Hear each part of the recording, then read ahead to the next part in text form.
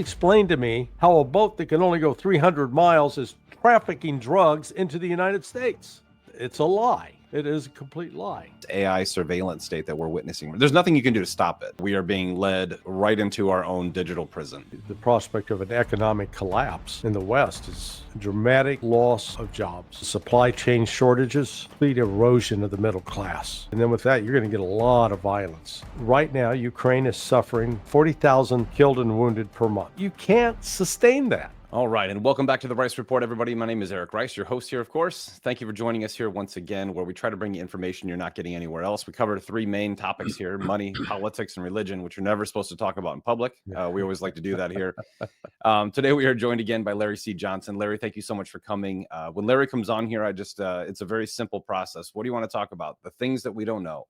Yeah. And Larry's been around the globe recently and is always tied into information networks. So welcome back, Larry. Thank you for joining us. Yeah, money, politics, religion, that sounds like talking points for Thanksgiving.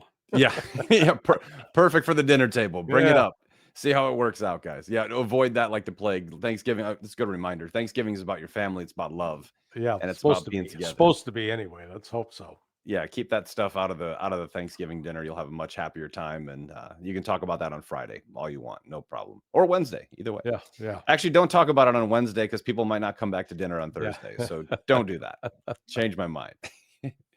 Well, Larry, we have so many different things that are happening in the world right now that don't make sense, make zero sense to the common person. We have misinformation, disinformation at an all-time high. It's supposed to be lower from what I was told. We would get clarity in the truth, but it's actually at an all-time high. One of those things being, we were just told today that gas prices are cheaper than the pandemic today. That's absolutely not true. It was $1.77 when I moved here during the pandemic, and it's about $2.80 today. So about $1 more expensive. Still cheaper than it was a year and a half ago. So like that's the positive spin, right? It definitely is going down. It's cheaper than it was under Biden. Okay, so we can go that far. Yeah, and that's fine, and we should do that. Like let's talk about the things that are realistic, the things that we can see and touch, taste, hear, and follow that are important. But Larry, we still have a raging war in Ukraine and Russia. Gaza, there's still bombing, still gunfighting, still all kinds of stuff there, even though a peace treaty was signed. And I really want to get into Venezuela. Yeah. I've had three different people on here about Venezuela, three different stories, three totally different potential objectives. We don't know what the objectives are, but the best we can do is try to figure it out openly and honestly. Yeah. Okay. Who was saying what on Venezuela? So we had Emerald Robinson on here, said it was about the voting machines and getting voting machines to show that they interfered in the election. We had Patrick Henningsen on here. Yeah. He talked about, we keep hearing it's a narco state. I mean, it's definitely run by a cartel. So like we know Venezuela is run by a cartel. That's not news. But is it a narco state? It's a trafficking state. It's not necessarily a narco state. It's not even a big trafficking state, but we can talk about that. Yeah, no, I just want to get to the bottom of that barrel because it doesn't make sense to me. And then I forgot who else we had on here, but we were talking about the economic zones that are being created. It's pretty clear the world is going to a bipolar status a multipolar status. Yeah. It's bipolar at the moment, though, Larry. I will say that. Very bipolar. Schizophrenic. It's extremely schizophrenic. It makes no sense. But, that seems logical to me that we're losing our global influence, which is pretty obvious. All you have to do is watch economics. You can see that we're losing global influence very regularly, which would mean that we'd have to conquer Venezuela. When, of course, oil is a major concern there with Guyana right next door. Huge oil repositories there and huge, huge reserves. So it makes sense to me that if you look at things from Occam's razor, it would have to do with resources and hemispheric control. That's logical and Occam's razor. But of course, there's always things that are deeper. What are you hearing about Venezuela right now? Well, let's start with the complete lack of critical thinking that has been exhibited by the media and by most of the politicians.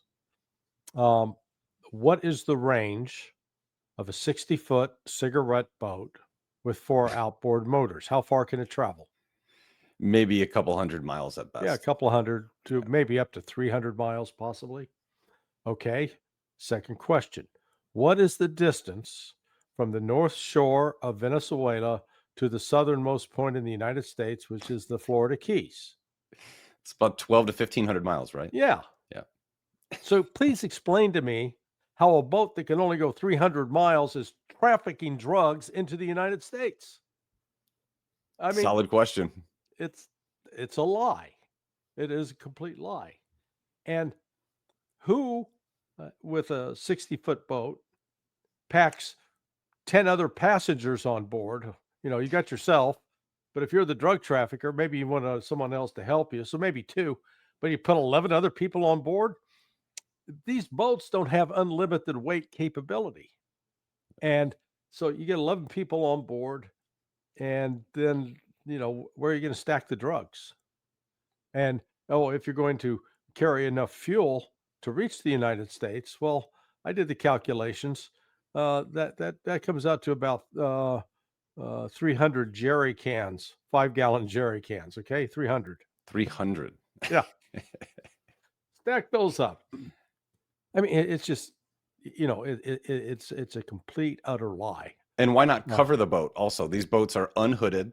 They look like fishing boats. There's Well, yeah, these are you more can like see right into them from these are more like drone fishing footage. boats. Authentic cigarette boats actually are covered. Yeah. And they did use, from the Bahamas into Miami back in the days of what they called the cocaine cowboys.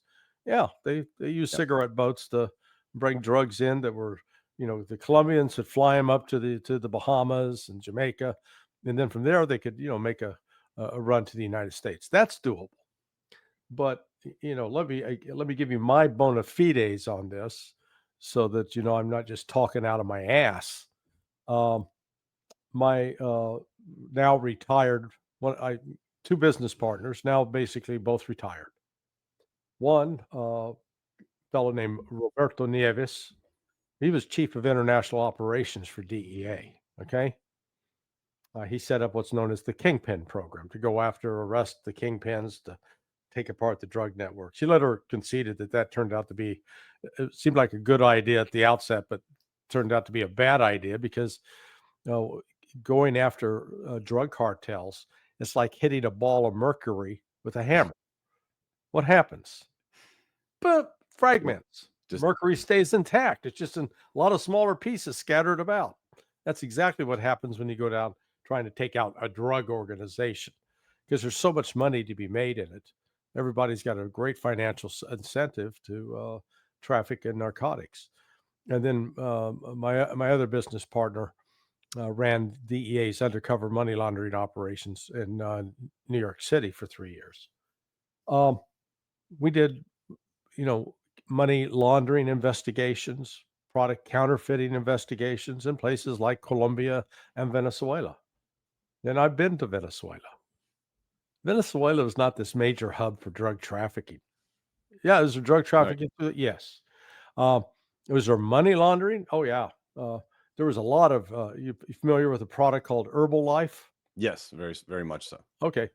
Herbalife was all, the drug dealers in Venezuela were all over Herbalife, because you could buy one can of their, their protein shake. You get 30 servings, and Herbalife put up this thing where they put people out. They say, "Oh, here's your business. Have people come in, pay $5 for a shake.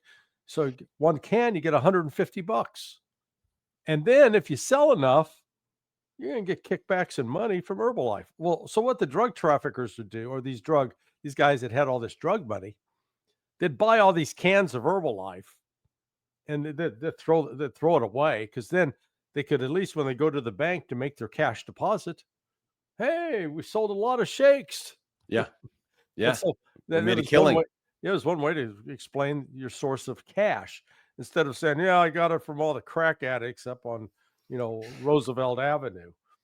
So, we saw that, but, the fentanyl and the cocaine, that's coming primarily through Mexico. Yeah. And the heroin.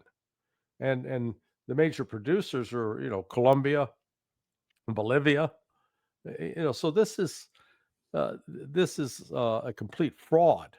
Now, I know that Emerald, and I think she's been talking to another former CIA officer that I think we're friends still, Gary Burnson. They're pushing this thing about, oh, this is all about voting machines, that Venezuela was controlling our vote. That's bullshit. I mean, come on. This looking overseas for interference in our election. Go look in the goddamn mirror. Yeah. America. Go to It's Washington, you. D.C. Yeah, that's not overseas. It was in Georgia. You had Republicans, Brian Kemp, the governor, and Raffensperger, the Secretary of State. They did everything in the world possible to block an actual investigation of it. When the cyber trails from the election go to Italian satellites in Frankfurt, Germany. I mean, it's all over the world. It's ridiculous. That was all crap. That story was planted because the steal of the election in 2020. It was part of an overall plan, and part of the plan was to put out all these competing stories about it was China. No, it was Venezuela. No, it was the Italian arms manufacturer. Right. Oh, the CIA got into a battle with special forces in Germany. It was all distraction. The magician trick. Hey, look at this shiny thing here. Pay attention. Don't want, look at my Look at the left birdie. hand and not at my right hand. This is all about oil and controlling the wealth of Venezuela. Because I think the long-term planning and fear on the part of the U.S. is, the Persian Gulf could get shut down, and then there would be an oil shortage out of there, and so we want to have a backup supply. I think that's what's going on. So but the problem is, Venezuela is a more powerful military country than the Houthis. Yes. How did we do against the Houthis? We got smoked. Yeah, they forced us out of the Red Sea. Right now, we're keeping our aircraft carrier far enough away from Venezuela so that the missiles Venezuela has in its inventory can't hit us. If we get close, we're in trouble. But let me ask you a question. This is not to play stump the chump, but we'll give you a chance to demonstrate your expertise. Not that you should have it. I have none. Yeah. How large is Venezuela compared to Iraq? Massively larger. Twice as large. Yeah. And what does Venezuela have that Iraq doesn't? Well, they got mountains, triple canopy jungle. All kinds of terrain we can't navigate very well. Yeah. Almost impossible to navigate. And you got borders with Colombia and Brazil that are uncontrollable. I mean, you can smuggle whatever you want back and forth across those borders. We went into Iraq in 2003 with 130,000 troops, and we had difficulty pacifying that. Even though we got to Baghdad quickly and got control of Baghdad, we were fighting an insurgency for another 8 years until we decided to declare victory and pull out. Yeah.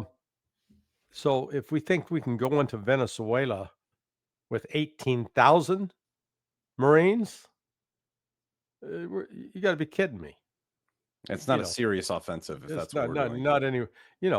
If you want to take over Venezuela, you need about 400,000 troops, maybe minimum, and there'll be significant casualties. Even with drone warfare and things like that. Oh yeah, and that's we don't have the drone capabilities like what Russia is demonstrating on the battlefield in Ukraine. But the Venezuelan, they've got enough people with guns. We'd be faced with an insurgency. Any Americans in Venezuela would become targets. So this instantly, yeah. So this is just complete foolishness. We don't have the capability. We keep telling ourselves how great we are militarily. We suck. We really do. And we are refusing to admit it. No, we're the best. We're the baddest. We got the biggest, Well, our track record doesn't prove that. We haven't won a war in 100 years. We haven't actually won 80. like 80 years. Yeah, 80 years. Yeah. Go back to World War II. We fight them. The industrial complex makes a lot of money, and then we back out, and then they declare victory after we've lost many, many men, materials, munitions, tanks, planes, drones, guns, people, innocent civilians. It's a pretty good track record. Here's one thing that I Go was ahead, just Larry. gonna say, the reality is we've never paid a very heavy price at all for any of our wars since the Civil War. Yeah, So Civil War, I think the combined casualties were like 600,000. it's about Uh, right. in World War II, um, the number that were killed in the European and African theaters, 189,000. Hmm. The number killed in the war in the Pacific, 110,000. And then on top of that, there were another 115 to 130,000 that died in accidents or they got sick, but they weren't combat casualties. So, Like General Patton. yeah, yeah, the car accident. Yeah, Um, so when we compare that to Russia, they lost 11 million soldiers. Um, so, and that's one of the reasons we don't mind getting into wars because, as you said, we make a lot of money off of it. And okay, so 58,000 guys died in Vietnam. That was over like 20 years. Okay, spread out over 20 years. We lose that many to traffic accidents in a year. So yeah, we build a wall and we weep over the wall. Or it's a great sacrifice. It's nothing. yeah, Now, if it was one of your family members, yeah, it's something important, really important. But for most Americans, there's no sweat off their nose. You know, that it doesn't affect us, which is why we keep doing it over and over and over. Because more often than not, we're killing the civilians in these other countries, that's right. and we don't care. It's not ours. Yeah, they're not people; they're just dots on a screen somewhere, and that's what they are today with drone warfare. You have, that strategic command in Las Vegas is doing drone warfare all throughout the world, literally playing a video game with other people's lives. That's what warfare is becoming. Yeah, but I mean, this goes back. We've never been shy about killing civilians from the U.S. military standpoint. We did it throughout World War II. We bombed cities Yes, with civilians in Germany and in Asia and in Japan in particular. Killing them in Hiroshima and Nagasaki. Those really weren't legitimate military targets. We found no, a way to justify it, but uh, there was no need. I'm now personally convinced there was no need to do it. And when you go back and you read the comments of General MacArthur, he didn't think they needed to drop the bomb. George C. General Marshall, he didn't think they needed to drop the bomb. Hell, even one of the founders of the 8th Air Force, uh, the U.S. Army Corps, Air Corps, he didn't he didn't think they needed to drop the bomb.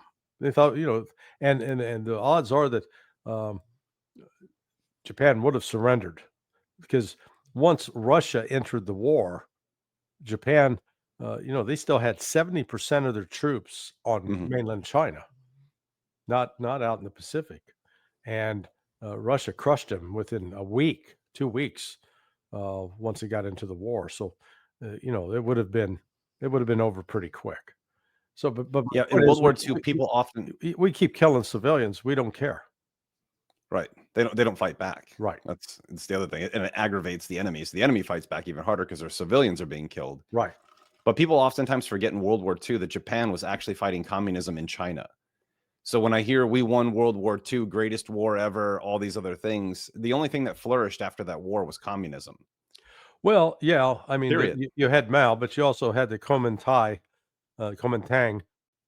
Chiang Kai-shek and his group. So there was, the Chinese were fighting over who was going to control the country as well. Correct. Um, but note that the Russians, or then Soviets, they supplied both the nationalists and the communists. As they always do. During that. Mass atrocity makes for an easy takeover. It always does. I'm going to go back to Venezuela because here's a theory I've heard recently that actually makes a lot of sense. So we imposed tariffs on Mexico and Colombia. Both of them were basically reversed within less than a week. And part of the treaty that came along with that was biometric data sharing. Mhm. So this with Venezuela, no one's talking about this. And why wouldn't that make sense with Venezuela, who's quote unquote socialist or communist? We don't really know, right? I mean, I have plenty of friends who fled Venezuela who tell me a lot of stories, but that was 15, 20 years ago. Well, But the reality is they're not sharing data. And that is the goal of these tariffs, is to get biometric data sharing across borders. yeah, I think personally, I think that's just a scare tactic. Because what does it mean to be? We use the labels communist, socialist. Of course. What does that mean anymore? Okay, let's take a look at China. In China, they've got universal health care. Yep. They've got 5G and 6G internet across the spans of their country. Their middle class, they've got a 98% literacy rate. In the United States, ours is 79% now. And 50% of Americans read at the 6th grade level or lower. That's right. The China is the major industrial power in the world. They've got high speed, they've got thousands of miles of high speed train. They've actually produced hypersonic missiles. Mhm. So I said, we used to have this vision of communism as this, the Soviet Union of, say, the 1960s or even into the 1970s, where there were lines. You couldn't get enough bread. Your meat would come out once a week, maybe, shops were empty. Not in China. They've got a consumer society Mhm. that rivals anything we have in the United States. So my point is, I think some of these terms, it's like socialists. Gee, is socialism where everybody gets a social security payment, regardless of how much you paid in? Is government support for, industrial farms? We're not talking the small farmer. We're talking major corporations that own farmland who are getting government subsidy. Is that socialism? And so when we start looking at it, the United States is the very thing that we claim that we're fighting against around the world, in my view. It's a very good point, Larry. So one thing that I've been talking a lot lately is you have this, and don't take offense to this if you're one of them, but you have this like support only group, right? Like, so like whatever Trump does is perfect and it's just always part of a plan, and whatever the other guy does is totally horrible and it's negative. Right. The reality is they're both doing the same thing. They just mask it differently and tell it in a different story. They bundle it up differently. China doesn't let corporations get too large where they can politically influence the country. That's one thing that they do. Like, their companies are not allowed to grow that large. Russia's the same way. Yeah, and both of those countries have private property ownership, so they're not communist. Communist Correct. would mean that the state owns everything. They're not Correct. communist. You can own your own property in Venezuela as well. Yeah. Here, can you buy a house if you're under the age of 35? Right? Like, you have the opportunity, of course, but like, what are we doing right now? We're taxing American companies for imports, which is a tariff, guys. So I know there's this whole, here's how tariff works. The government gets paid by American companies who import, period. That's where we get paid. So now we're taking the money from these American corporations. We're giving out a $2,000 dividend next year. That's socialism. You're taking from those who have, giving it to those who want, and destroying the ability of the ambitious in the middle. That's like straight out of Paul Harvey's If I Were the Devil. We also have UBI is unavoidable in this country with AI. It's unavoidable. We have, I forgot what the number was, something like 39.5% of all the land in this country is owned by the government.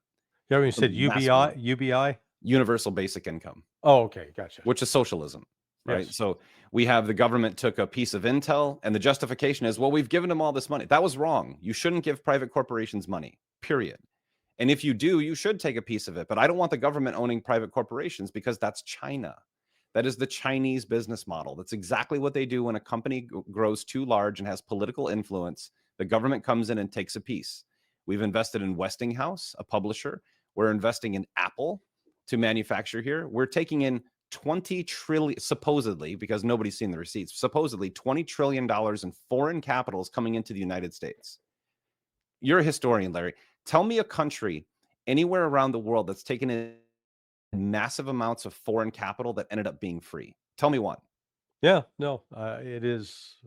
It's clearly one of the risks. I mean, that's When we look back at like what's happened in Russia over the last 34 years, Putin called in all the oligarchs in the summer of 2001 or 2002, and he had a message for him.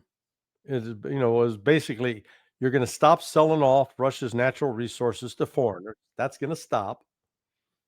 You're welcome to make as much money as you want, but you're going to stay out of politics. You're not going to buy influence. You're going to stay out. And those are the terms. If you don't want to abide by those terms, I'm going to put you in jail. He put 2 people in jail, Mikhail Khodorkovsky, and I forget the other one. And a couple of the others fled.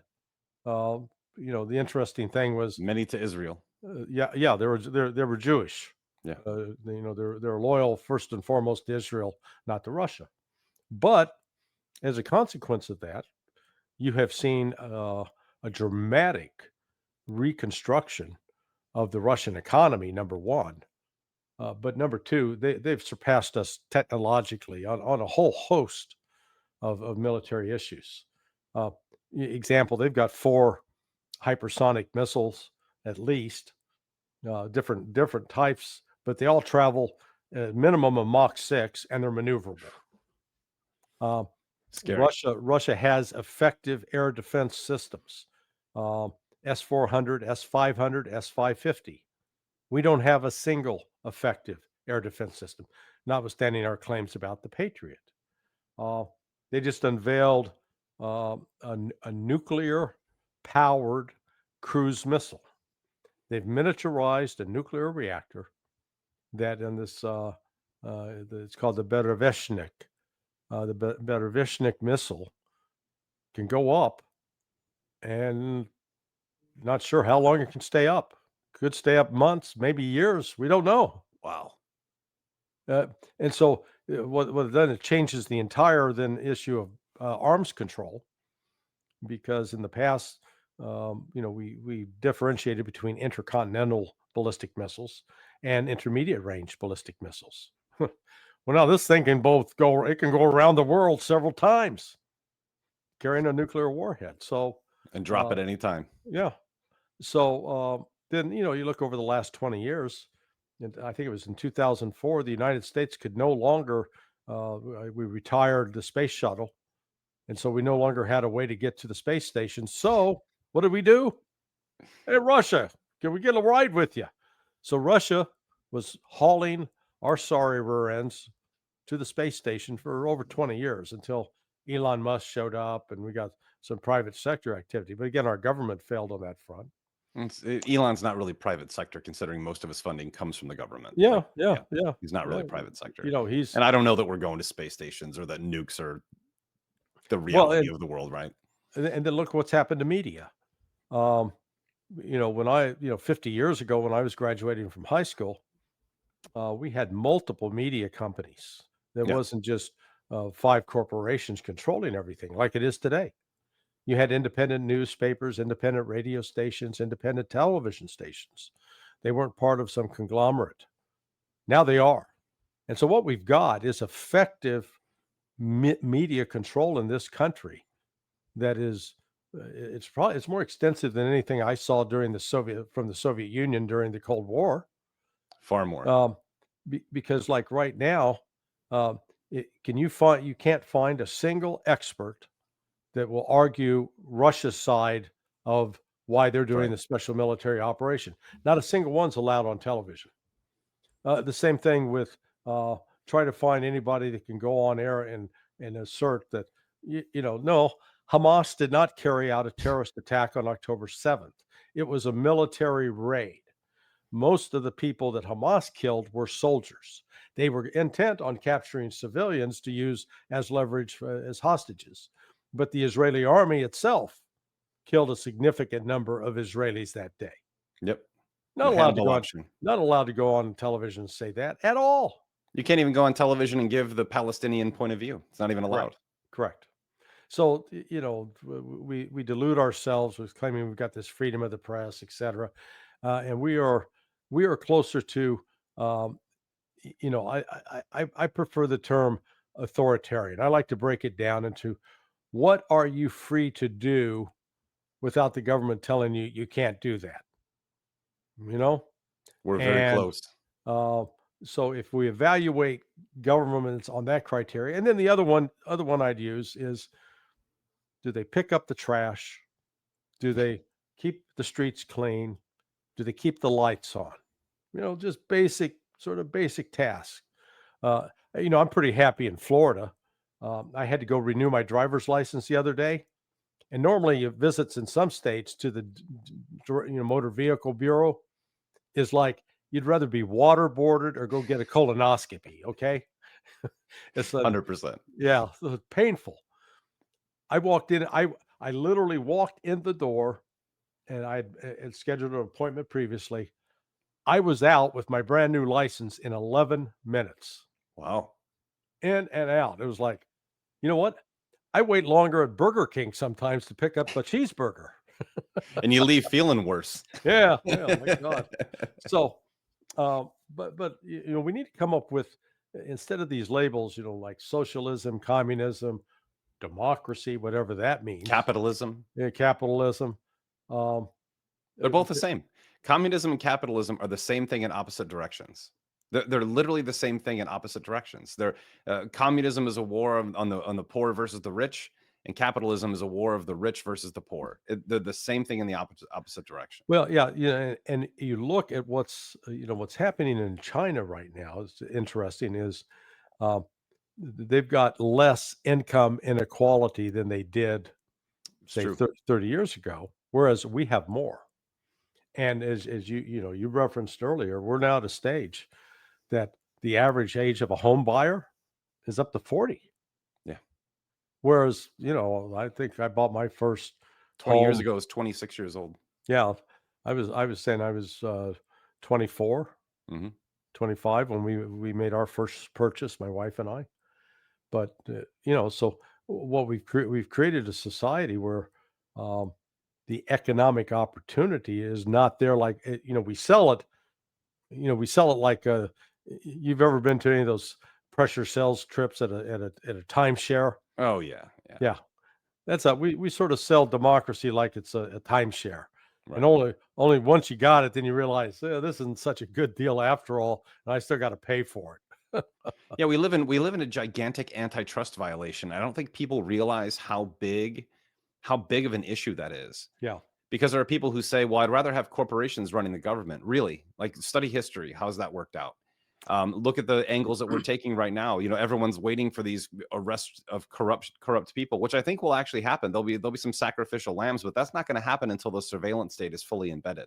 That seems to be the objective of where we are now. Full surveillance. Biometrics come out in 2026. Digital ID is already being promoted by the UN and here. Pam Bondi just came out and tried to stated that we need to start banning concealable weapons to fend off criminals. She's already said hate speech is a real thing in this country, yeah, yeah. and I mean, we are promoting a king. Like this is happening in America. People are now wanting Trump to be a king. Do you know how dangerous that is? yeah. Now, I regret to say that in this last election, I voted for Trump. I don't regret to. I've voted for him multiple times. I regret what's happening right now, but Yeah, but there's nothing can stop this though, Larry. Our government doesn't control anything. Our government is controlled by oligarchs. There are only like yeah, five yeah. pharmaceutical companies that own all the pharmaceuticals, five media companies that own all the media, including your independent media. They don't disclose it with press releases, but Right. they're buying them too. Yeah, yeah. And it's the same. The healthcare industry is under the control. Owned The by the food insurance companies. the food industry. Yeah. So yeah, it's just concentration of wealth, and um, that's the so when you come out, and this is really where communism was born, Yeah. in the 19th century, when there were these great disparities in income. And it'd be one thing if the very, very, very wealthy were actually turning around, and investing their money in the infrastructure that makes people's lives better. At least the Vanderbilts, the Rockefellers did that. Those robber barons actually gave back. We are a nation of robber barons. Like that is Yeah, history proves that. Yeah. All of our famous people, Rockefeller. I saw the other day, there's a 2-hour documentary on the glory of the Rockefeller family. There's Right. no glory there, guys. That's the story it's the story of the Rockefeller family. But yeah, you're right. It's an oligarchical system that right now we don't have the ability to even shut down. We don't have the Yeah. ability to. And we've got ourselves into a situation where kids coming out of schools, inner city schools, particularly where they're Baltimore, Washington D.C., New York City, Philadelphia, they can't read at grade level. Most can't do math at grade level. Can't even read at a high school level. Yeah. Coming out of high school. Yeah. It's So insane.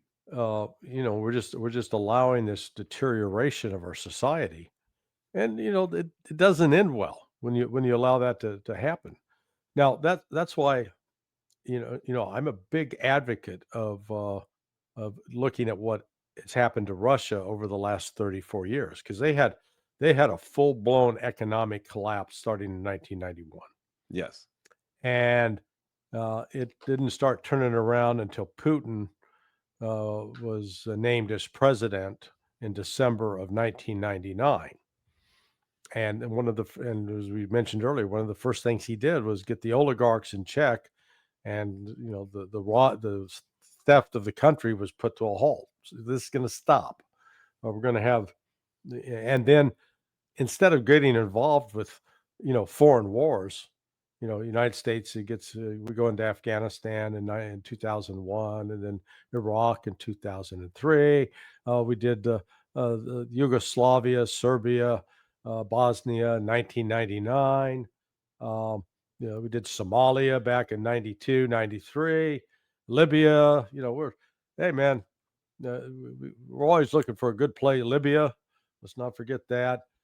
Syria, we're always looking for a good place where we can get into a fight and spend billions of dollars. Everyone buys tickets to the theater of war. So, and so we don't invest in infrastructure.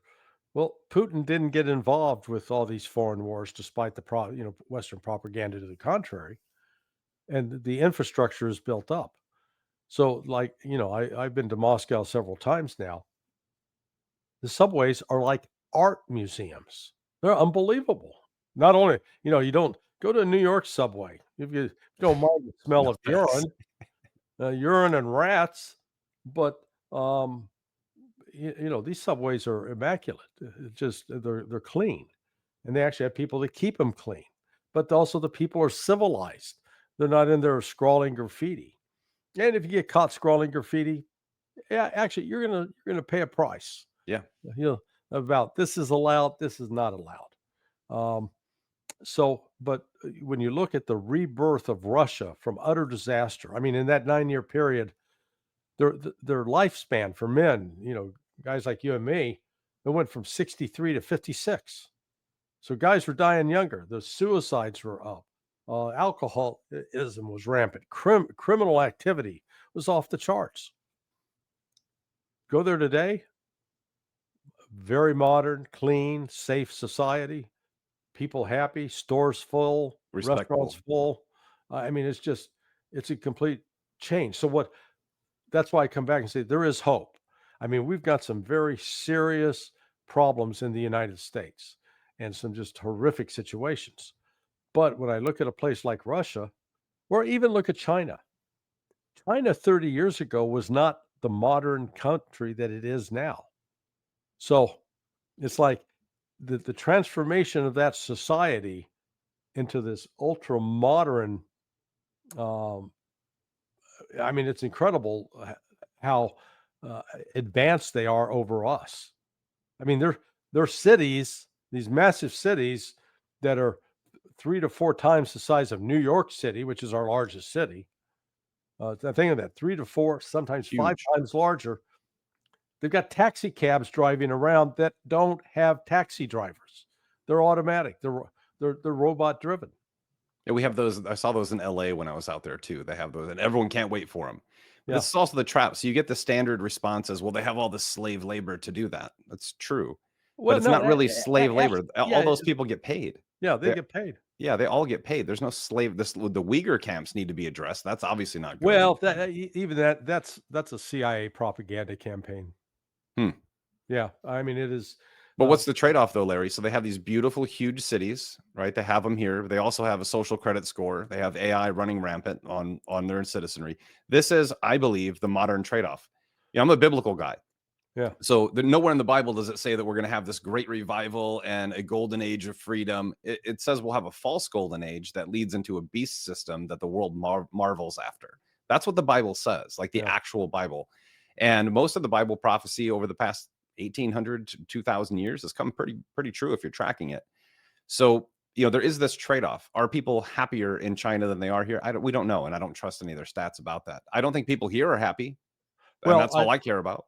you know, I guess my rule of thumb is mind your own business. Okay, Yeah, take care of yourself, yeah. and then once you're fed and educated and happy, then okay, go share that with somebody else. Share.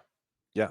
You know, unfortunately in America, we have what I call a zero sum mindset.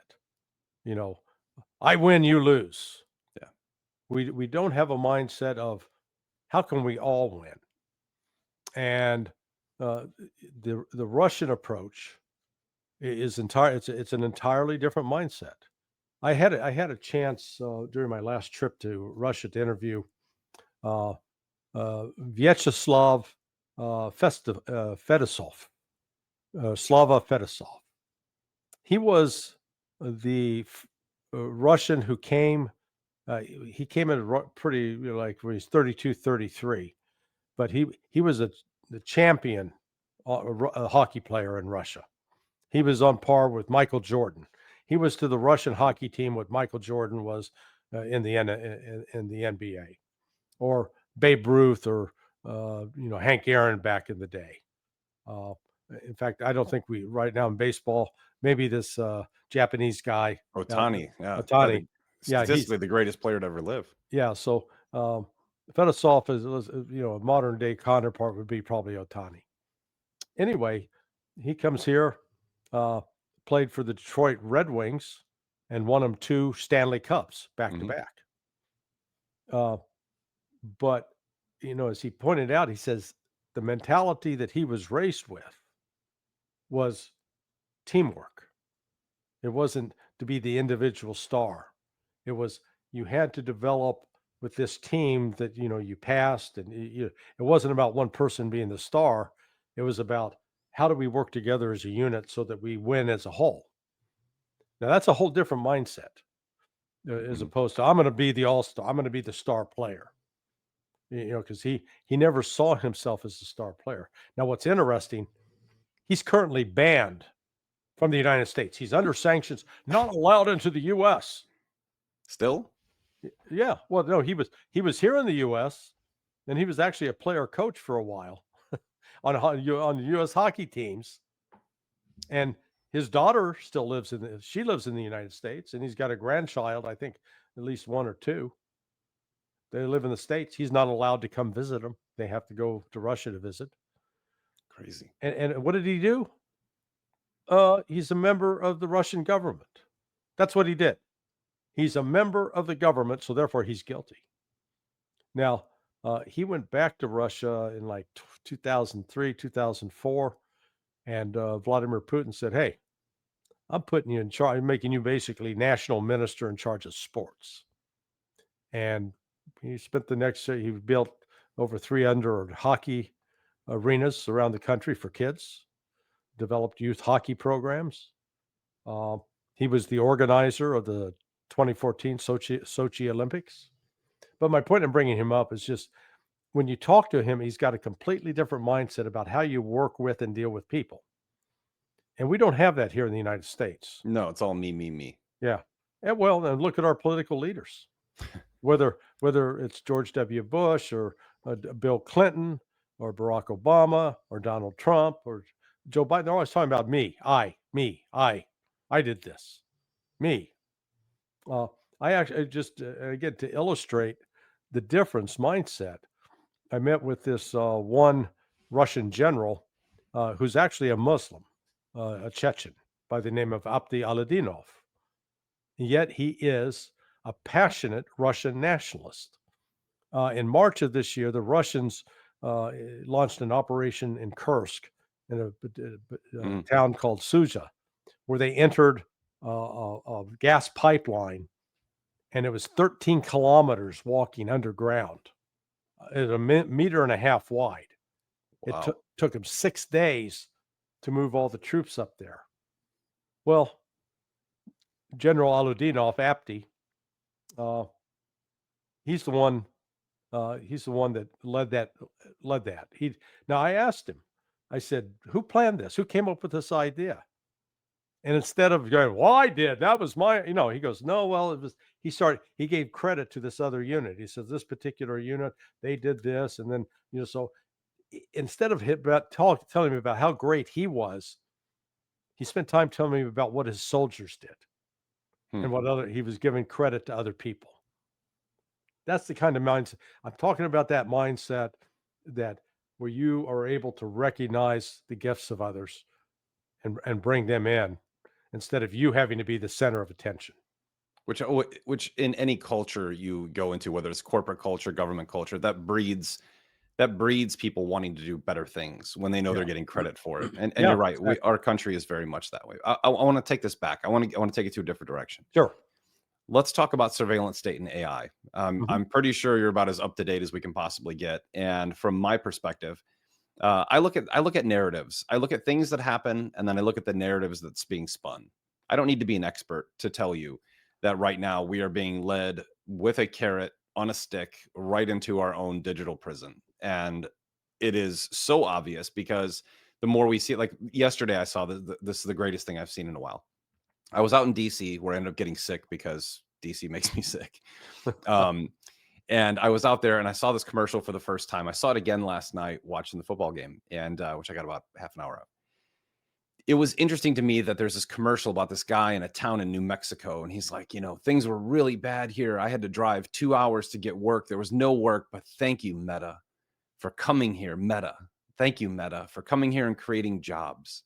And now we have jobs in New Mexico to build this data center, funded mostly by the government, by the way, Yeah. with the big beautiful bill. But the fact that they are doing these PR campaigns, people don't realize a data center needs about 12 to 18 people to operate. So you need a few hundred to build it for sure. So those people will be out of a job in 6 to 8 months. They'll Yep. be right back where they were. Their electricity is going to go up. Their water bill is going to go up. Both those two things are going to happen. But this big cover story. Now, everything we're doing, biometric payments come out in 2026. That's MasterCard and Visa. We don't need the thing that people aren't realizing right now is we don't need the government to impose digital tyranny. We don't need them at all. They actually can oppose it all they like. Until they shut down the oligarchs and the monopolies, it won't end. The government doesn't process payments. Those are private corporations. The government doesn't make stable coins. Those are private companies. Yeah. And they are building biometric data right now. They've already compiled that. We already have the big, beautiful bill, gave all of our data, all of our private information to Palantir. Palantir is the least trustworthy company in the history of the world. They don't even hide the fact that they're a CIA asset that got spun out through InQtel, the Right. CIA venture capital firm. And now we have biometric payment, which will involve an iris scan, a facial identification. We have trades that are happening internationally. We're lowering tariffs in exchange for biometric data of people in foreign countries, which means that we're exchanging them. So our biometric data is being exchanged with other countries. How close are we right now, Larry? Like, where do you stand on this AI surveillance state that we're witnessing? There's nothing you can do to stop it. And Yeah. from a biblical perspective, I hope it comes faster because Jesus returns when the beast takes a hold. So how far away are we? Um, well, 40 years ago, I remember January of '86 is when I first saw the movie Terminator. Mhm. And so a world that seemed beyond uh, possible 40 years ago is now we've got those robots. Uh, we've got now Terminators that uh, look look a lot like what was in that movie. Um, the certain as long as there are the infrastructure for AI is reaching around the world, but um, a variety, some of the major Russia and China they're resisting efforts to get folded into the Western system, Correct. and the West is resisting. We've like banned Huawei phones. Well, we can't trust their computer chips. Oh, you can trust ours? Right. Come on. Um, so what I find with all the biometric data, though, it makes spying, espionage so much more difficult. Because even with disguises, the facial recognition software, well, it can pick people up. Yeah. Um, Well, with full biometric data, you don't need to spy anymore. and the trade-off again with a cell phone with GPS, you can be located, followed, tracked, and listened to even if it's turned off. Well, Bill Gates says we don't need cell phones anymore. That era is over. We can now get a smart tattoo, and we don't need cell phones anymore. And Bill Gates, who hasn't been arrested yet, is still saying these things. Yeah, you mean the guy who was on Jeffrey Epstein's airplane? Yeah, multiple times. Yeah, getting lap dances. Who knows, from underage girls? Same guy. Yeah, wonderful human being. As well as a big advocate for the COVID Huge. vaccine in order to sterilize and destroy human beings. Fake meat, links in between cybermetrics, your body and computers. Yeah, great guy. Yeah. No, we're headed in a direction that if you use computers or smartphones, and even without the tattoos, uh, you will be, you can easily have your privacy invaded. Going completely off the grid, it's possible, very difficult, possible. Very difficult. But you also then, if you try to live like that, you're going to immediately draw attention to yourself. Yep. I'm even, down here I live in the Sarasota Bradenton area, and you got the Amish community.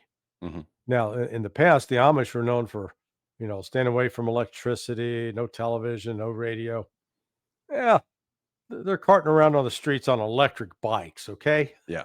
Yeah. They just did Theo Von's podcast. The Amish guy was just on a podcast. So that era is over for the Amish.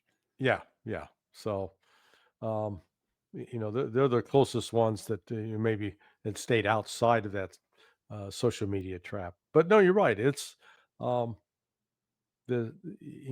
whole book of Revelations, mark of the beast thing. It certainly does sound like that's coming to pass. And with digital, the push where government can control what you spend. They already can. If you're using a debit card, they can already do that. Yeah, cash is the only privacy. I love all the privacy tokens in crypto. Oh, this is private transaction on the centralized internet. Really? Oh, nothing's private, guys. No. Anonymous is possible. Anonymity is possible, but privacy is not on the internet. Well, actually, anonymity with like Bitcoin is not possible. Public blockchain. It would never. That was a twist that people. Bitcoin is about sound money. It wasn't necessarily about anonymity. Yeah, although that was available until they started creating exchanges for you to buy Bitcoin, where you have to give them your information. Now they track your wallet number, so anonymity's gone too. Yeah. This, when we did money laundering, me and my partners did money laundering investigations going back to, we talked about Venezuela, and early on, some of the cartels thought they were going to get into Bitcoin, and then they got into it and realized with blockchain, man, you might as well leave a trail of breadcrumbs that they can follow you to the house. Cash is the only privacy. Yeah. Nothing is dirtier than the US dollar. It never has been. It never will be. Cash, gold, silver, something tangible. Yeah, if you can transport gold and silver. Yeah. But that's the thing is, like, our people oftentimes attack Bitcoin for that. Oh, it's not private. Never. I mean, anonymity was used. That's right. we could have had anonymity until we wanted to grow it and create exchanges that require know your client KYC laws. Then Right. anonymity's gone. It's gone with every crypto, by the way. Zcash is the new one. It's private. You bought it on Coinbase. It's not private. They know your But name. And there are address. actually there are ways though. I've seen ways that banks get around the KYC or some scams. The banks do. Yeah, we can't. Well, so what you do is let's say you are the money guy for a drug cartel. So the first thing you do is you go out on the dark web and you buy the names, addresses, phone numbers, social security numbers of, 500 people, 1,000 people, 2,000, pick your number. Then you go to a bank and you buy up debit cards. You buy debit, say, hey, I want a debit card for each of these 500 people or 1,000 people.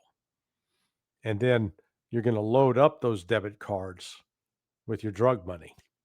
You pay, Yeah, I've been doing that for a long the time. bank, say, okay, I'm going to give you, we want to buy $3 million worth of debit cards, and we'll give you an additional $500,000 for processing it. And they're going to take it all day long. Absolutely. I mean, I actually worked a case. This is not a mythical story. This happened, Mhm. and these guys, they were selling. I think they were selling soap online. They had set up a fake website, and that 40 million a year selling soap. yeah, hand soap. How much for that lavender bar? But then as the money, so as the debit card would be, they'd load up the debit card would be run for purchasing this transaction. It would show up then, and it was used in a bank in Panama. The actual bank was in the United States. So the debit cards were bought here in the United States, but the processor for the cards was for that account was in a bank in Panama.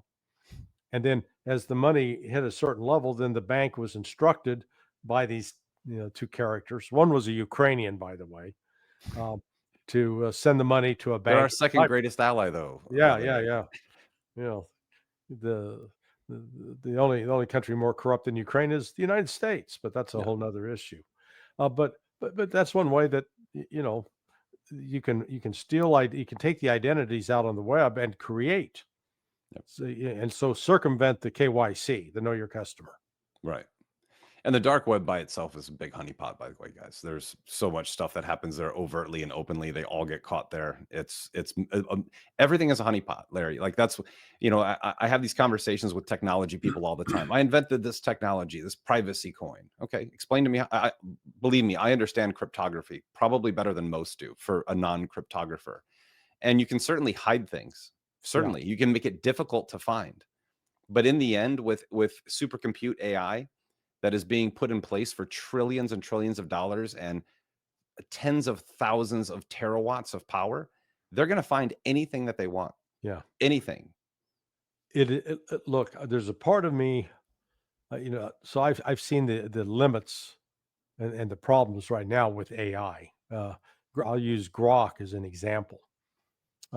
When Dick Cheney died, I Googled my now deceased friend, guy named Bruce Bradley.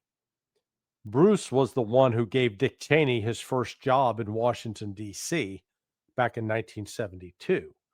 And that's because Bruce, 8 years earlier, had been playing, it was a racquetball squash partner with Don Rumsfeld when Don Rumsfeld was a freshman member of Congress. And so Bruce and Don were friends.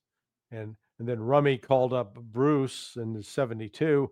Bruce had a firm called Bradley Woods to get Cheney a job. Now, the reason I was looking him up, so I got Grok to, hey, tell me about Bruce Bradley and Dick Cheney. And Grok went on, there was this long explanation. And at the end it says, and Bruce Bradley is friends with Scott Ritter. Now, you know who Scott Ritter is, right? Yes. And I'm going, I knew Bruce for 20 years. I never heard him mention Scott Ritter once. So I fired off a note to Scott. I said, Scott, did you know Bruce Bradley? And he comes back, who? No, I didn't know anybody by that name. And so I went back at Grok. I said, hey, you're wrong. There's no relationship.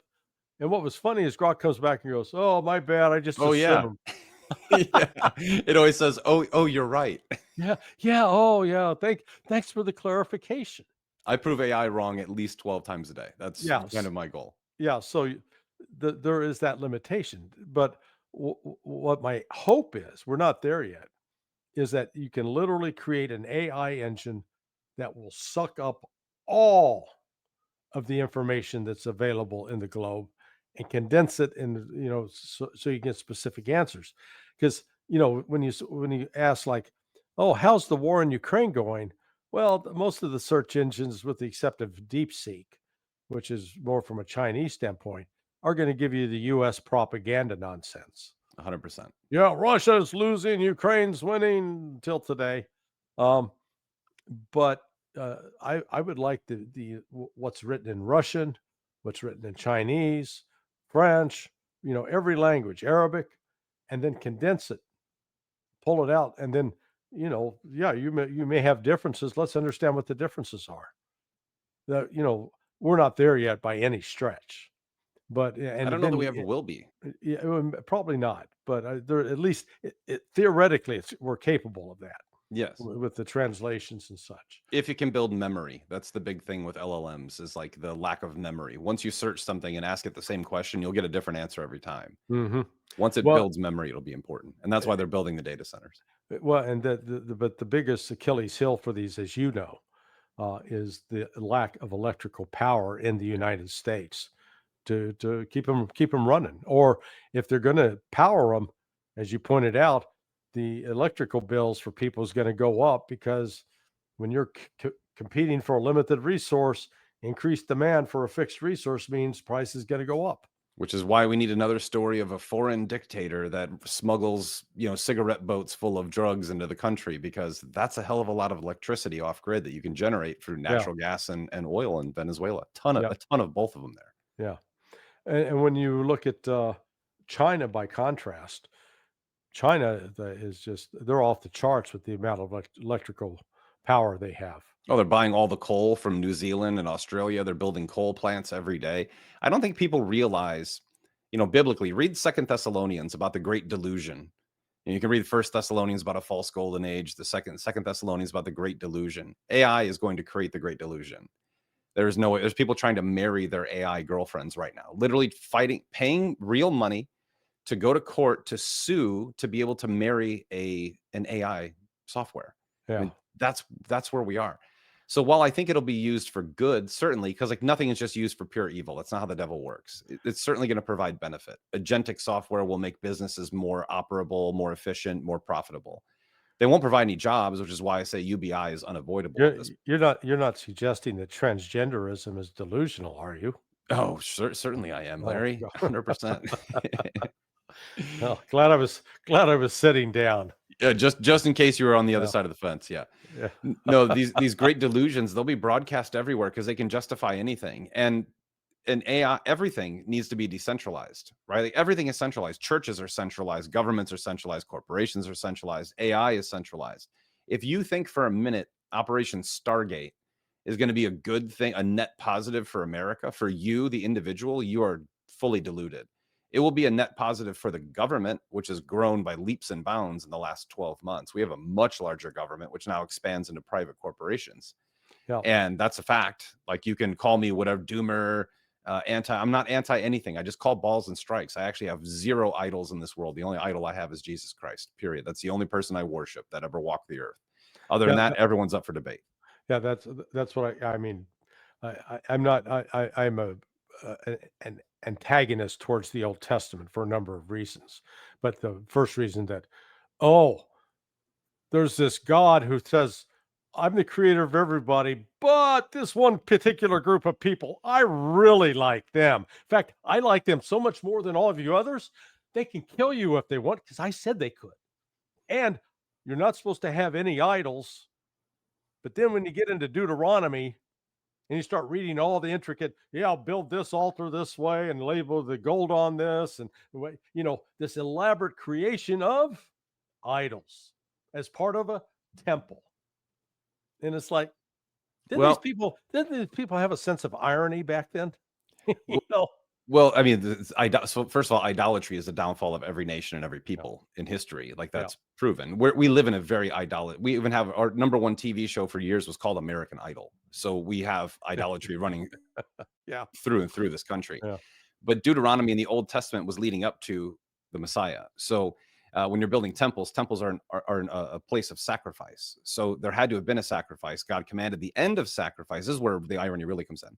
And it's Yeah. not God's word is perfect. So like people always say, oh, the God of the Old Testament was brutal. Those people deserved it. Like God was actually very gentle. These were idolaters, Well, pagans, see, sinful people. I come at it different, Eric. Look, that book, the first 5 books, that wasn't written by the hand of God. That was written by some Jewish scholars who were held captive by the Babylonians, and they got to write it from their perspective because they're telling this they're telling the story from their perspective. And gee, when you're writing the story, and guess what? You get to be the hero of the story. Oh, isn't that interesting? Well, the interesting part is that we have this scenario right now because like the Jew recognizing like everything's Jewish. Like Yeah, first of all, keep your eyes on other factions who use Jews as a scapegoat for their nefarious purposes. That's happened throughout all of history. yeah, But the irony is that we have like the biggest issue right now is Christian Zionists who yes, have the worst eschatology in the world, like literally zero eschatology that's biblical. It's all based on futuristic prophetic takes. right. But we have these people who still believe that because Israel turned into a spiritual Israel, which is the believers of Jesus Christ, the Son of God. And that's very well documented. But the interesting thing is that they're waiting for this sacrifice of a red heifer, that this would be God that would command a sacrifice when God specifically ended sacrifice. Like Right. Leviticus says, there is no forgiveness without sacrifice, without the letting of blood. So Yeah, that's the way the old world did work. yeah, But Jesus Christ was the Lamb of God, the final bloodshed of sacrifice for all human sin. But now we have a faction, a very large, loud faction of Christians that believe that we just need one more sacrifice, just one more, when God commanded an end to sacrifice. There's so many different, like, intertwined. I did a 3-hour episode on this one time, just breaking down biblically that the Jews are not the chosen people, and you can do it 1,000 times over. At one point, they were chosen as the bloodline because Jews are Judah, one of 12 tribes of Israel. Not the Israelites weren't the right, chosen people; it was the right. tribe of Judah. And what were they chosen for? To give birth to the Messiah. You know, even looking back at the book of Joshua, he said all the Abrahamic promises have been fulfilled when they populated the northern and southern kingdoms of Israel and Judah. So yeah, that's a big problem that's rising. It's a great lead into what's happening in Gaza and Israel. You got any updates for us there? Um, Killing continues. Yeah, What I saw this one. but it's a peace treaty, though. Larry, we were told there's peace. It's total peace. It's all solved. It's like what we're seeing right now with Ukraine and Russia. So here you had a peace. You remember the peace summit at Sharm el Sheikh, Yes, and that they signed the agreement was signed, except the two warring parties, the Israelis and the Palestinians, weren't there. right. In fact, they didn't sign. But we declared peace, and It's where a we fact. go. So now we're seeing sort of a repeat of that with Trump, and they got this peace plan that's out there. This was first 28 points, then today it's down to 19.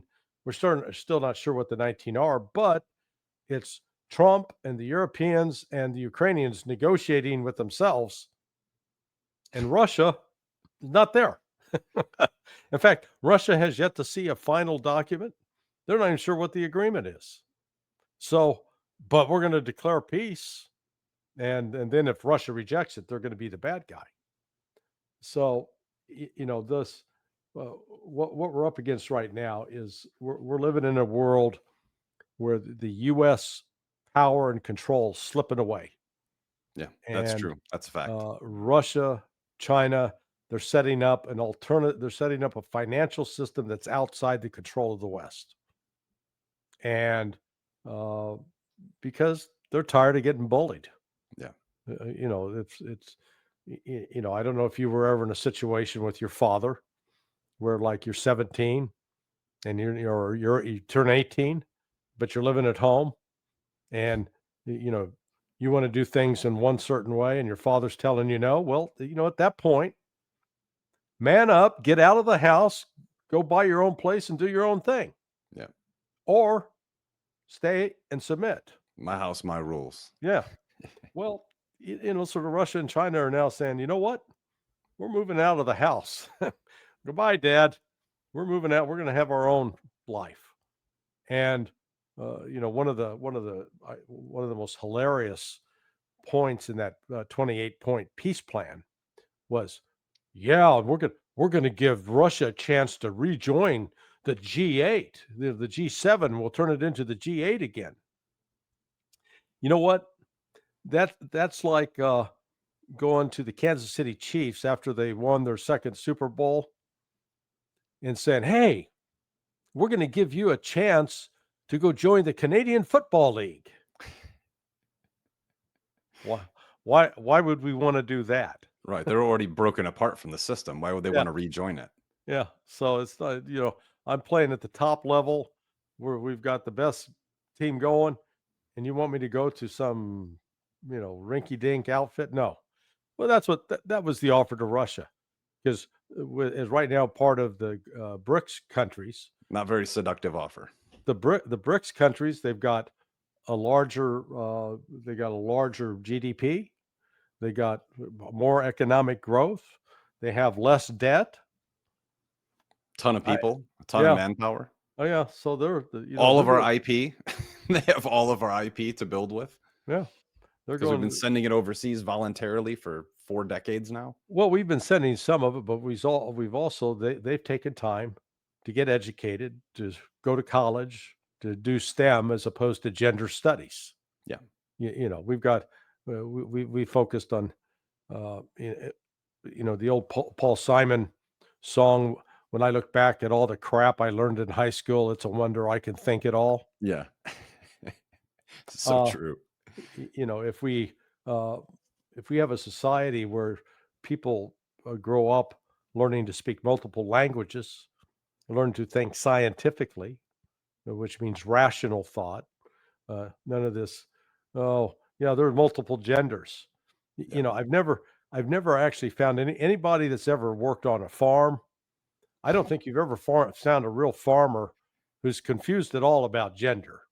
They don't read the Talmud in the farm. Yeah. Well, when you got cows and pigs and chickens, and there's no, I've never seen a transgender dog. Okay. I've seen a gay dog, or at least a friend of mine said his dog was gay, and I don't have any proof of that. So yeah, right. Yeah, maybe, I don't know, who knows, that kind of stuff. We've gone from critical. We used to be a very critical thinking country 100 years ago. We were very critical thinking, and now we're philosophers. We are trying to manifest reality instead of acknowledging reality, diagnosing reality, and figuring out how to make it better. Yeah. And that's a really big piece of the puzzle for me. Another piece of the puzzle, when you brought up the peace treaty in Russia, massive exporter of oil, Iran, the Middle East, huge exporter of oil. Well, actually, Russia's not that. It's like, as a percentage of their GDP, it's actually, it used to be like 20%. It's down to 15% and falling. Oh no, I'm saying from a global perspective. Yeah, they are a major producer. Yes, globally. Yeah, you're correct. So you have that in the middle. You have Russia, the Middle East, and America. And we keep hearing we're energy independent. We're not energy independent. We're still like 88 rigs short of where we were under Biden. We're not drilling yet. We're not doing that yet. Yeah. So Venezuela makes more sense to me, because if there's still violence in Gaza, that means ultimately Israel wants to take out Iran, and they have to have our help to do it. And Iran could shut down those 2 canals in that area within about 5.5 hours, which would eliminate about 38% of the world's global trade in oil. Yeah. So you'd have to have Venezuela as a backstop if that were to happen. Because I keep hearing all these theories. It's a cartel. It's the Dominion voting machines. They are based in Venezuela. That is true. And I listen to every theory, and I don't know, guys, I'm going to state this out here. I don't know the truth. I'm just trying to think critically and throw out as much as I possibly take it all in and throw out what doesn't make sense. Yeah. What doesn't make sense to me is the election in Venezuela. It doesn't make sense that we would invade a country for that when it's all digital footprint. It's all digital footprint. You don't need to invade. You can just prove it digitally. The oil makes sense to me as a backstop, and so does the Club of Rome, the World Economic Forum economic zones. A friend of mine, Robert Infra, who's got a great channel called Infranomics, and I think you should watch it. He's brilliant, young guy, young economist, really smart. He asked a question the other day in a Twitter space that blew my mind. Is America a country or an economic zone? I Oh, don't know no. that we don't have a culture. What's the American culture? Name it. Yeah, no. It is. We've lost the American culture. Uh, 100%. I saw. It's interesting. Like I've traveled to Moscow a couple of times this in the last 3 or 4 months, and when you get off the plane there, you sense immediately the Russian culture. Mhm. Um, I got off the plane in JFK, and I didn't recognize America, and I'm Yeah. talking about the people that were working there at the airport. Yeah. And it's not like they weren't speaking None of them are English. Americans. Yeah. Yeah, a lot of them weren't Americans. A lot of Africans, a lot of Latinos. But again, it's one thing. It's one thing to be, say I come from a Latino heritage, but I'm an American. But it's another thing when you're speaking Spanish all the time. You're not speaking English, or you're speaking your other native languages out of Africa. You lose that cultural. It's just as you said, it becomes an economic zone. Yeah. I've been to, in the last couple of months, I've been to New York and DC. Went to New York with my family. My family pointed out first, nobody speaks English. Nobody. I went to DC for business and for the Veterans Parade, which was actually really cool. But met a lot of people there. Met a lot of, you know, high level people there while I'm there. And I'm walking around with my business partners, and they both know. We all noticed at the same time. Nobody speaks English. Yeah. Maybe the people who speak English weren't talking, but I would say 80% of the people having open dialogue on the street were speaking a different language. Mhm. Russian, Tagalog, we heard a lot of that. African languages, Indian, Middle Eastern, Farsi, a lot of Spanish, and that's in our nation's capital. Now, of course, these are tourist destinations, so I'm not saying no one in the city speaks English, but it was so prevalent, and I wasn't really in touristy areas most of the Yeah. time. Yeah. It was prevalent. There is no. That's the question of the day. Are we a country, or are we an economic zone? The entire premise of all of the propaganda, or all the information coming out of our administration, is economic or warfare driven, which is economic. War creates money. War requires printing money to pay the defense contractors who are part of the GDP to manicure, because Scott Bessent came out and said we're looking at 6%. We're shooting for 6% GDP growth next year. How are you going to do that without a war? Yeah. You can't. I think it's the number 2 guy at the Department of War, the COO, a guy named, I think his last name is Finkelstein. I'm not making that up. He's from the private equity sector, and he's exploring the private equity sector funding the military industrial complex. Well, let's put it plain simple. You know this stuff, Larry. If our defense sector or war department is financed by private equity, those are profit centers. So they make a profit making bombs, and if you don't drop any bombs, they don't make any further profits. Hmm. These are scary things to think about Yeah. that no one's talking about, because everyone's just looking for the hopium. Oh, this is going to happen. This is going to happen. Everything's going to happen. But what is happening right now is a surveillance state is being set in place. We are approaching a technocratic monarchy. That is vastly approaching. We will have kings of different areas of the technocratic state. That is happening. And the final wish would be is that, Trump's going to arrest them all at the end. Maybe. I don't know. I don't know the future. But what I see for right now, in my view, is a complete evisceration of the American culture. I see that. Yeah. I'm in Texas, you're in Florida. We have a kind of a revival, I guess, of Americanism. But when you go to these larger blues, and everybody's like, oh, it's blue. There is no Democrat and Republican. They all work on the same team. This is a ridiculous KFAB show. Yeah. It is all fake. Yeah. Yeah. You saw that with the treatment of Marjorie Taylor Greene.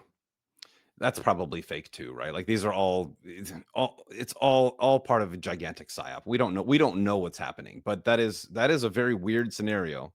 And I love the comebacks people have. They're like, "Oh, she waited until she got her pension." Of course she did. I would too. Every person who made that comment would have waited 3 days to get Yeah, their it's like, $700 a month yeah, pension. It's I nothing. saw that. Well, see, once I see that, that tells me that actually what she was doing was genuine, because she's eliciting those. Her actions have elicited those kinds of attacks. So it's designed to discredit her.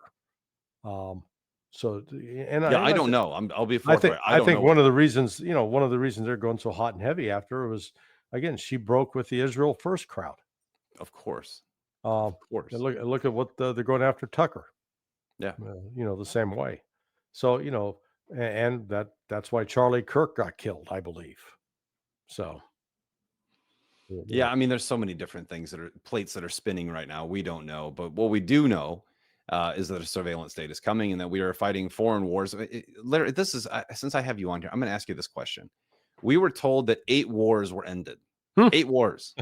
yeah, nonsense. Where are Uh, these wars? I never heard of any of these wars.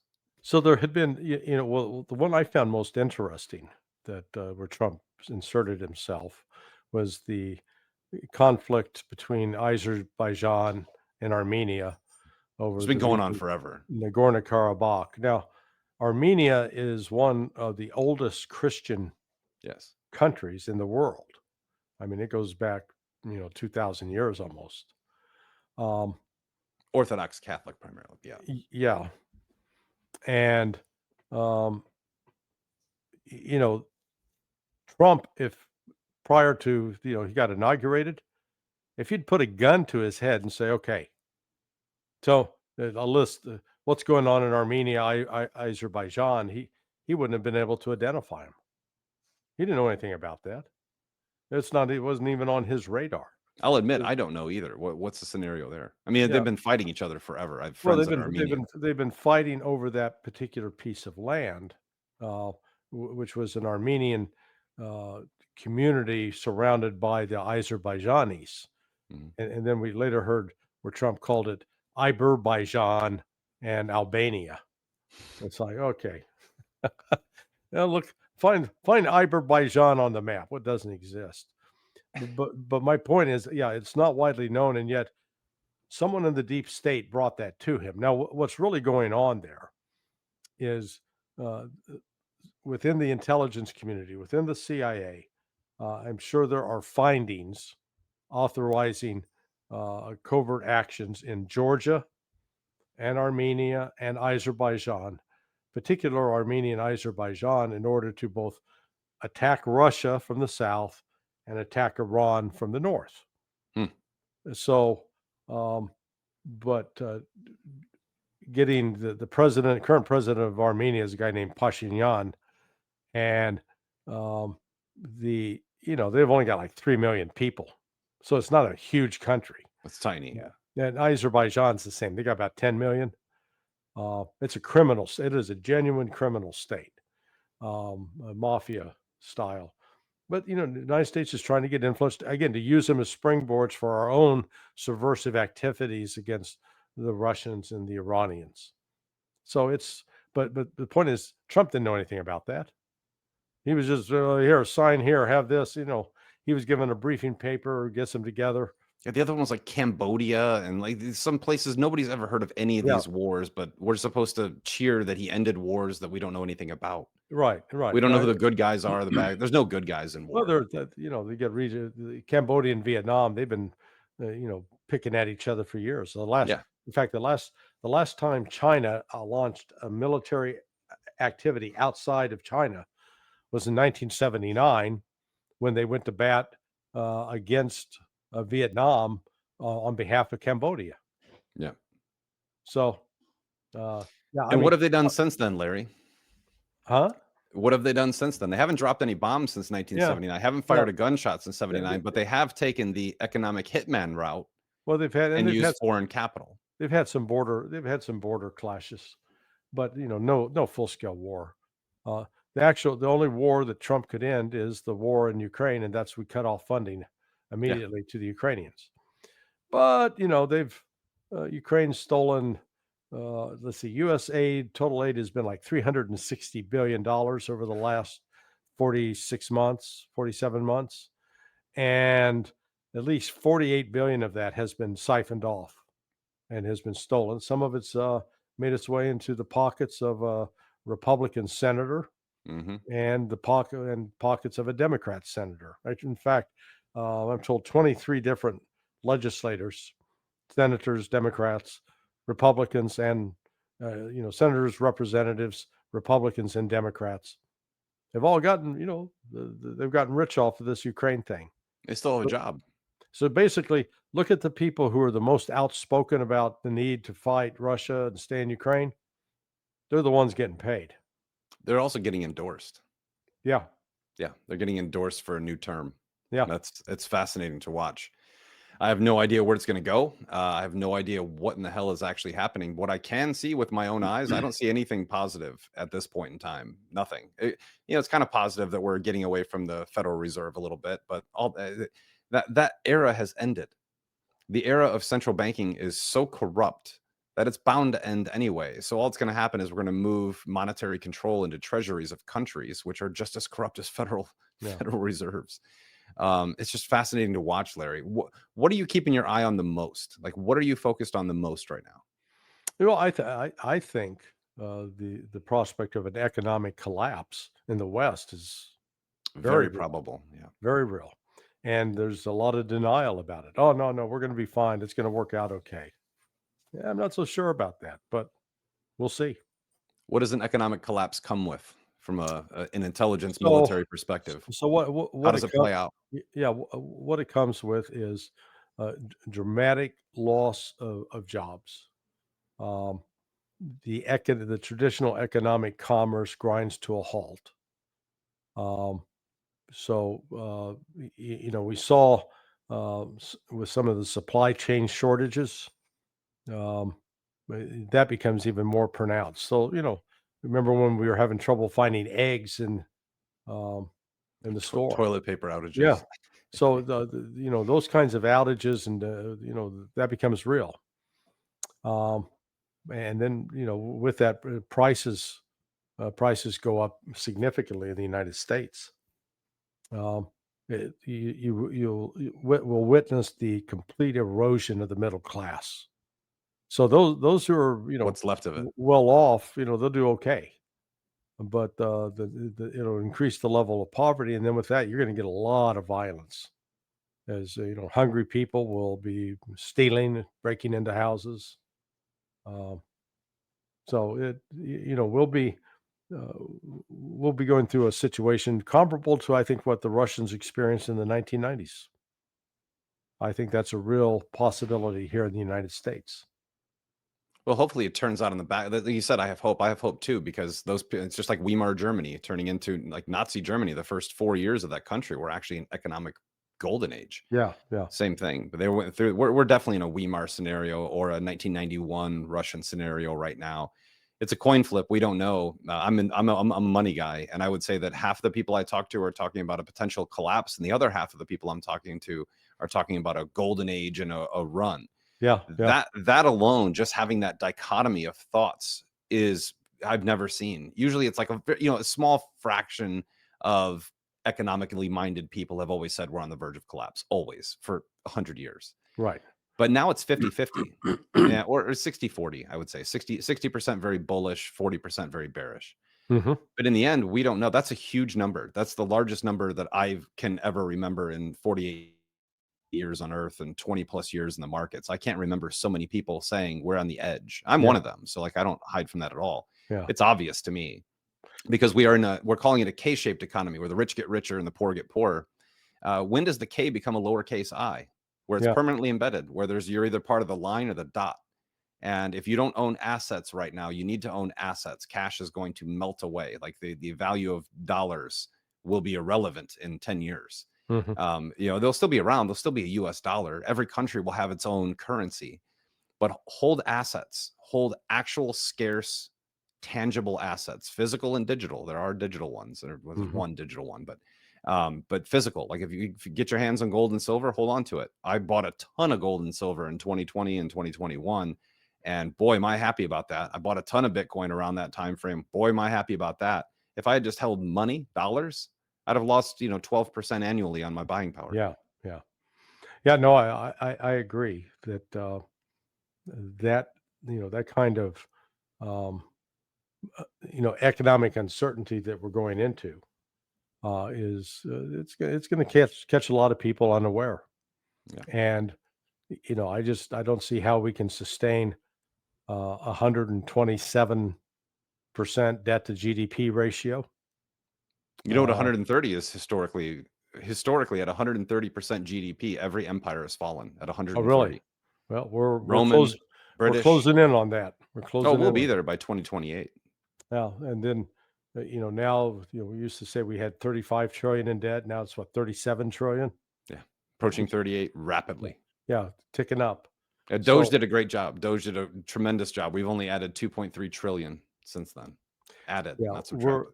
it is, this is comparable to what, I keep saying is happening militarily to Ukraine, because right now Ukraine is suffering on average 40, and for all of 2025, 40,000 killed and wounded per month.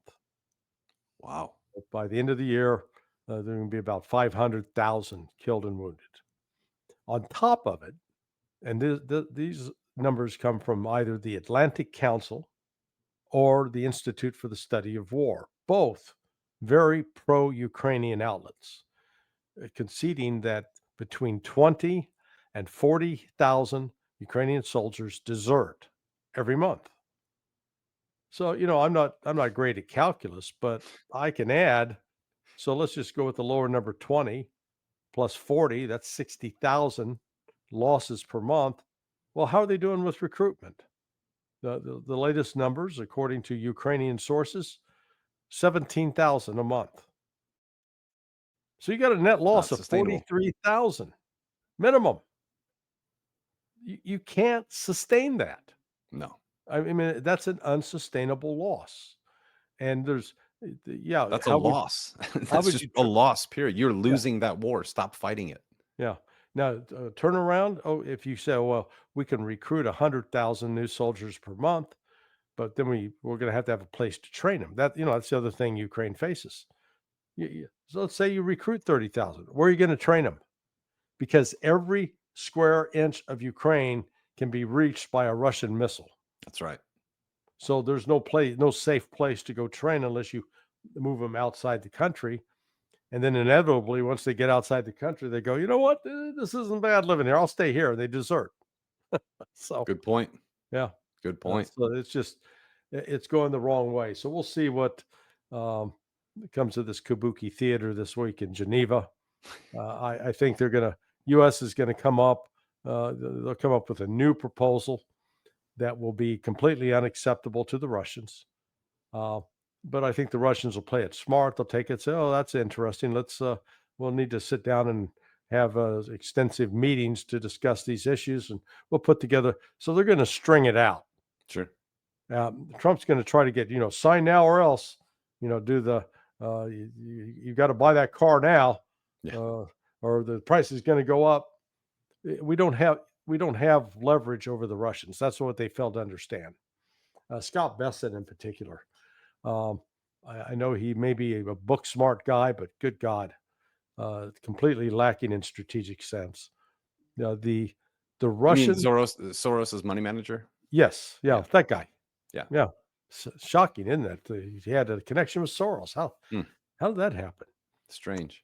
Yeah, he keeps operating on the assumption that Russia's economy is weak, that they're really hurting. Not true. And that we've got leverage over. Well, they said, well, look at the current growth rate is down to like 1.2%. Yeah, why? Because the central banker, a gal named Nabulina, made deliberate counter-inflationary policies to slow the economy, because the Russians are scared to death of hyperinflation. So she deliberately put the brakes on the economy. The economy didn't slow because, there was no demand. No, it was a deliberate government policy to slow it. I mean, that's one of the sort of refreshing things about Russia. They actually try to put policies in place that work, that accomplish a specific objective. Not a political objective. Exactly. That's what we're living through, is because I think you're going to see the economy crank right before the midterms, like it matters anyway. The winners are determined beforehand, and all this fighting over election integrity. Who are we electing anyway? I mean, so we get a choice in between people who give us propaganda as voters and then go do whatever DC tells them to do in the end. Yeah, it's all kabuki theater. Yeah, what flavor of authoritarianism do you prefer? Yeah. What story? Because the big beautiful bill is the ultimate storytelling. It's the ultimate storytelling. At the end of the day, that is sealing your fate for a digital surveillance system. And like I'm not bashing anyone. That's just the way the world works, guys. Just Well, the way it is. and we did it as well. Started with the Patriot Act in 2001. Oh yeah. Yeah. Oh yeah. Well, now, that's the other thing. That's the other thing that it wasn't Bondi. It was Kristi Noem came out the other day and said we're going to be spending well over $1 billion for better screening at the airport. Larry, do we need better screening? We already have to we don't have to take our shoes off anymore. You know, we have to pay $4 for a loaf of bread, but we don't have to take our shoes off. Yeah. They already run us through an X-ray machine to make sure we don't carry things. They swab us for explosive powder. I think my wife put that powder on an anthill at our house. So she had a little dust of powder on her shoes. She was in an airport for an hour because it said it was explosive material and they let her go. They run your bags through an X-ray. They can see everything in your bag. You have to give a facial scan, which I don't do. You already have an ID, a real ID to travel. Right. What more screening can we possibly have at the airport for $1 billion? Yeah. No, I mean, it's intrude on, and a lot of it's actually for show. Oh yeah. You know, It's just to show you we're in control. You are the slave. We are the master. it's like with the metal detector. If you walk through, normally if you have a watch that'll set it off, all you got to do is just cross your hand, put your hand over your watch like that, walk through. It won't set off the metal detector. That's absolutely insane. There are ways to beat the systems. Absolutely insane. Well, Larry, any closing thoughts as we wrap up here? Hey, that was a quick hour and a half. It was an hour and a half. That's crazy. Wow. That's crazy. That's what free flowing conversations with no agenda ahead of time are good for, because that's I think what people want to hear. Yeah. And it's what people want to do is just flow back and forth. I think we're looking at a world of orchestrated chaos to bring in order, which is nothing new. There's nothing new happening. Yeah. It's better. You're better off assuming that you're being told a lie than being told the truth. Always. Yeah. Always. Be skeptical. Yeah. Always be skeptical. Totally agree. Well, Larry, so great to have you on here again, man. Thank you so much for making the time. I appreciate you being on here. Well, I appreciate the invitation, Eric, and look forward to chatting with you again, man. You got it, brother. Well, God bless you. God bless this country. We'll see you all next time. All righty. Bye-bye.